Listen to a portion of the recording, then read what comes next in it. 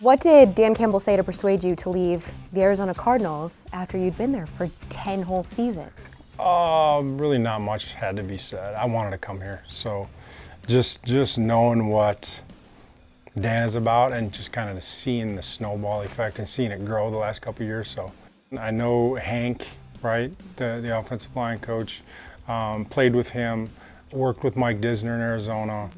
I just knew from afar, I just saw what they were building, and that was my attraction. Yours and Coach Campbell's paths, they mirror each other a little bit. Both in the 1999 draft, you were the 3rd overall tight end drafted. 10 picks later, it's Coach Campbell. Do you give any smack talk to him about that a little bit? Please tell me you do. No, I just want to keep my job, right? You're not going to get me fired today. So there's no smack talk going around.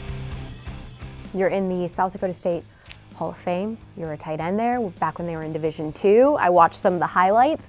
How would you describe Steve Heiden, the tight end? More the traditional big Y tight end that's kind of eluding the game right now. Just a grinder. I love playing. Do anything you ask of me. 11 years of playing in the NFL. This will be your 11th year of coaching. What is the first thing you'll instill in your tight end room? Just a mentality of being physical first. And then, from there, you kind of develop it out, the technique, the fundamentals. But I just want a confident, physical mindset within the game. And the guys I have right now, I think we're going to have no problem doing that. Lions did use a 3 tight end rotation last year, which was a little bit unique, but they went on to set the franchise record for touchdowns scored in a season by tight ends. How unique is that situation? I said this earlier. The growth that they made after the TJ trade was tremendous, and I give a lot of credit to those 3 men. They did a hell of a job every week preparing themselves to play and produce on the field, and I think a lot of the credit goes to Tanner also. Getting these guys right and getting them to play, because none of them had played a ton before then. So I can't wait to work with them. They all have their kind of own skill set. It's going to be fun. Do you have Coach Campbell in your ear at all as a former tight end? Give me I'll nuggets. take any advice. Heck yeah, come on.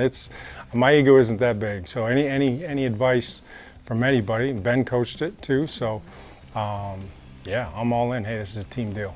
10 former NFL players are on this staff coaching. What kind of advantage does that give to the staff when they're trying to relate to players and get them to play hard for them? I do think it's a big deal, and like you said, the biggest thing is just relating to the guys. Hey, I've been through this.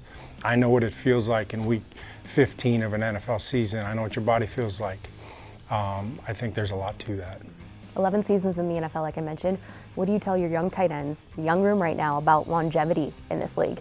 Just continue to work, continue to grind, take it day by day, and get better. It is pretty simple. I mean, hard work works, right? So I think, that's the message. The family's not here in Detroit yet. They're back in Arizona, soaking up some sunshine. What's the family's thoughts about moving here to the Motor City? They were all in. I had to get the okay from my wife. And once that happened, my kids were all in, and it's been positive. I just can't wait to get them up here, right? So that's the biggest thing. So I was fortunate for her to say, let's go, let's do it. Let's try another chapter. So that's pretty cool. You're around a lot of NFL players a lot. What do your kids teach you that you might bring to your coaching game? Patience. I think that'd be the biggest thing. So, and I think it does help to have kids and be a coach. I think patience is the biggest thing.